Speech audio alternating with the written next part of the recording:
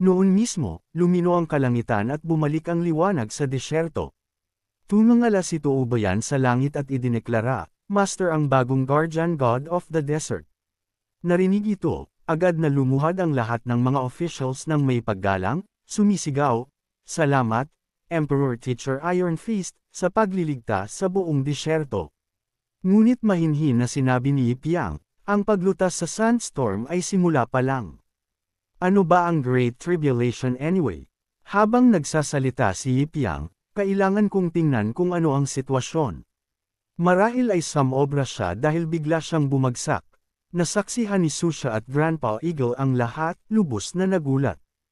Tinulungan niya si Yipiang na sumakay sa likod ng kanyang lolo at pagkatapos ay ibinalik nila si Yipiang. Sinabi ni Susha sa kanyang lolo, magpasalamat ka kay Master sa pagprotekta sa disyerto para sa kanya. Ang pasasalamat ay ang pagpayag niya sa aming kasal. Master, pakiusap, magpahinga ka ng maayos. Dadalhin niya kami sa Ancient Demon Battlefield. Noon mismo, 3 lalaki na mukhang Power Ranger ang lumipad sa kalangitan. Sumigaw sila, hiwain, patayin, lipulin ang lahat ng tao. Nakita silang dumating, nagsimulang maging mas alerto ang lahat. Sinabi nila sa bawat isa, narito na ang mga Og Ancient Demons. Mag-ingat ang lahat, hindi lang ito mga demon minions na may hiniram na kapangyarihan, ito ang tunay na deal. Nagtipo ng mga local cultivators ng kanilang mga puwersa. Sumigaw ang pinuno, saktan muna natin sila. Lahat, focus fire at pabagsakin natin ang bagay na ito. Pagkatapos ay nagsimula silang magpaputok ng mga bows, ang ilan ay may dragon flames, ang iba ay may buwa formations, umaatake sa mga monsters. Bumagsak ang kanilang mga atake sa mga ancient demons ngunit walang pagbabago. Ang pinsalang ginawa nila ay parang 0.0001. Nagulat ang mga local cultivators. Crap! Ang aming mga pinagsamang atake ay walang silbi laban sa mga ancient demons na ito. Nakita ni Wabi ang kanyang pagkakataon na magpakitang gilas at sumugod pasulong. Ang antas na ito ng demon ay para sa mga heavenly rankang guys na tulad ko ang humarap. Sinaksak niya ang ancient demon gamit ang kanyang dragon spear Great Compassion Fist at nagkapira-piraso ang ancient demon. Hindi naman papatalo si Liu Tongzi, sumugod siya pasulong, sumisigaw, moon-shattering slash. Isa pang ancient demon ang nahati sa kalahati. Sinundan ni Yindasi ng isang void shield throw.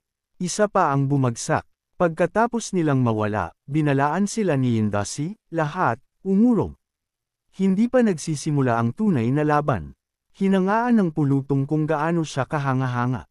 Napakagaling. Hindi nakakagulat na siya ay isang heavenly rankang powerhouse. Ang heavenly rankang ay talagang isang realm na hindi ko kailanman maaabot sa buhay na ito. Habang abala ang lahat sa pakikipaglaban, kalmado si Ling Russo na nagme-meditate sa tuktok ng bundok. Nayamot si Ziggy sa pakikinig sa kanila. Minura niya, ang mga idiot na ito. Hindi sila mga ancient demons, mga scout puppets lang. Hindi pa nga dumadating ang tunay na ancient demon grunts. Bigla, lumitaw ang 2 pink na ilaw sa kalangitan. Nakita ito ng isang local cultivator at binalaan ang lahat, heads up. May iba pang lumalabas. Nakita ito ni Yindasi at sinabing, serious killing intent. Ang susunod na 2 ay mga ancient demon soldiers. Sumugod sila sa harap ng grupo at nagtanong, sino ang Samira sa aming puppet tool? Magbabayad kayo ng buhay. Nakita ang 2 ito na lumapit upang mag-alay ng kanilang sarili, nasabik si Wabi. Sumugod siya ng baliw, sumisigaw, sa wakas, nakikipaglaban ako sa mga tunay na ancient demons.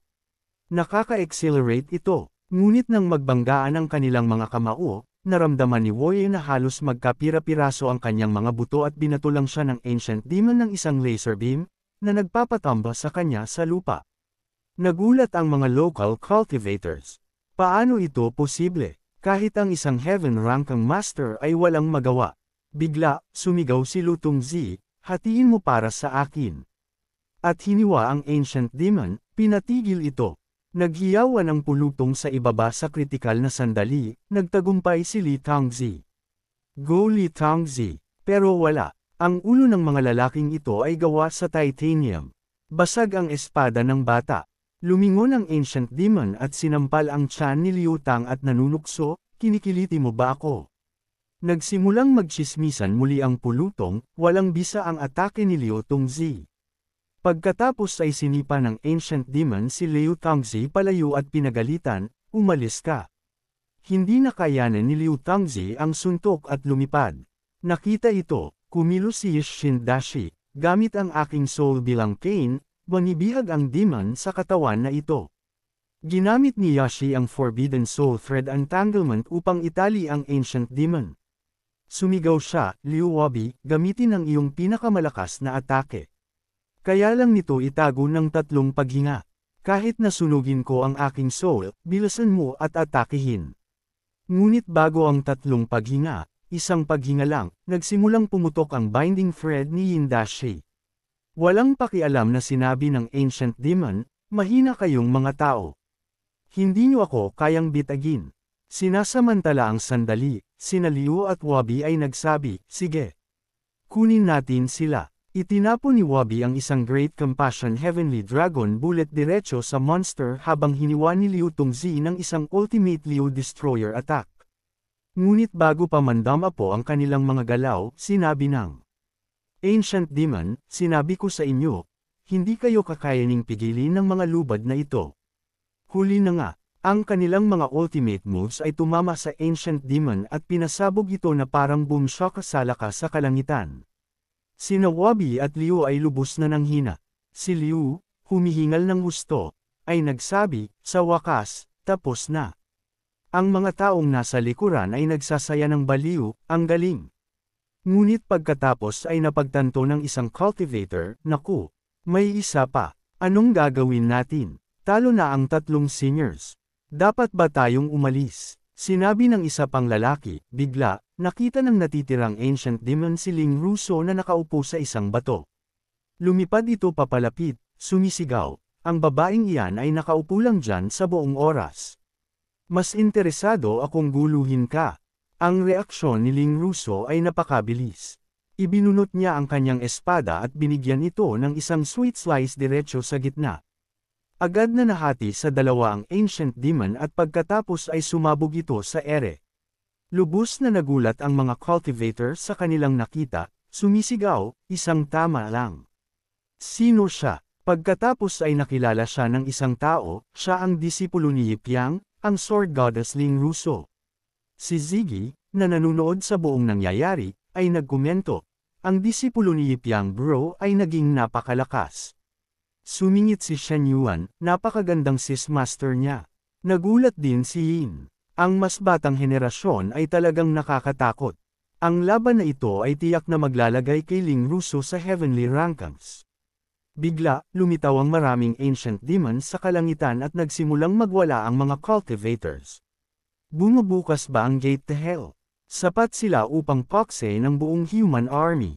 Hindi nag-aksaya ng oras si Ling Russo, agad na sumugod patungo sa kanila. Gumagawa ng isang magandang spin sa ere bago hiwain silang lahat sa maliliit na piraso. Ang mga ancient demon grunts ay natanggal bago pa man nila nalaman kung ano ang tumama sa kanila. Pinupuri ng mga cultivators ang kanyang husay. Goddess Ling ay talagang ang kryptonite ng mga ancient demons. Ang pagsali ba sa Limitless Sect ay ginagarantiyahan ang isang pwesto sa heavenly rankings. Bigla, naramdaman ni Ling Russo ang isang malakas na aura sa malapit, isang kulay ube na ilaw ang nagliliwanag mula sa bunganga ng bundok.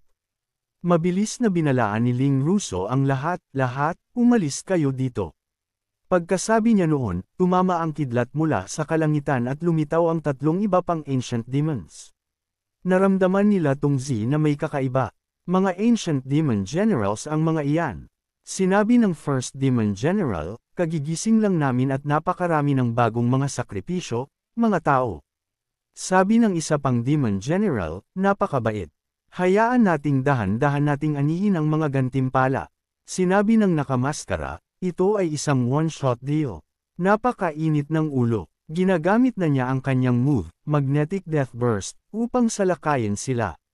Gusto niyang sindakan sila. Pagkatapos ay sabihin, halika, babe. Sumigaw si Grandmaster Yin sa takot, lahat, sila ay mga Ancient Demon Generals. Lahat ng nasa Earth Rangkang, umalis agad. Ngunit huli na, tumama na ang kanyang atake kung saan nakatayo ang lahat. Kahit si Ju ay kinailangang seryosohin at sabihin, huli na. Ngunit hindi susuko si Ling Russo upang labanan sila. Sinabi niya, Heavenly Sword Requiem Control. Sa pamamagitan nito, lumikha siya ng libu-libong espada na tumusok sa kalangitan. Ganap na naharangan ng kanyang mga espada ang mga balls of energy ng Ancient Demons. Ang Ancient Demon na kumikilos na parang isang CEO na may mga isyu ay naisip, interesante ang babaeng ito. Hindi inaasahan, tahimik na lumitaw si Ling Russo sa likuran niya. Ginamit niya ang Summon Sword Saint technique at agad na lumitaw ang tatlong napakalaking espada sa itaas ng kanilang mga ulo. Lumikha ang Demon Envoy ng isang bilog upang harangan ang kanyang atake. Sinabi niya ng mapagmataas, umalis kayo dyan. Hayaan niyo akong maglaro sandali. Sana ay mapuko ng taong ito ang aking interes. Bago pa man siya magkaroon ng interes, natipon na ni Ling Russo ang lahat ng kanyang lakas upang likhain ang Fusion Holy Sword. Itinutok ito sa Ancient Demon. Sumigaw siya, patayin. Agad na sumugod ang espada. Ang kanyang Sword Saint ay tumusok sa katawan ng Ancient Demon at pagkatapos ay nabutas siya diretso sa lupa. Ang buong lupa ay nagkapira-piraso mula sa napakalaking kapangyarihan. Sina Liu at Grandmaster Yin ay natulala. Sumigaw sila sa gulat, karapat-dapat na maging disipulo ni Piang Chen. Sinuri ni Ling Russo ang sitwasyon sa ibaba mula sa itaas.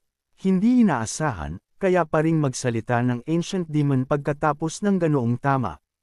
Hindi ko akalain na mapipilitan akong magbago ng isang tao. Sabi niya, pagkatapos ay tinaboy niya ito sa isang suntok. Umubo ng dugo si Ling Russo mula sa tama. Nagbago ang Ancient Demon sa isang napakalaking beast. Sinabi nito, kayong mga mahihina. Huminga ang matandang kambing at sinabing, Palm. Sumigaw sina Itangzi at Grandmaster Yin sa takot, ito ay isang Ancient Demon Colossal Beast General. Nanginginig ang buong katawan ni Li.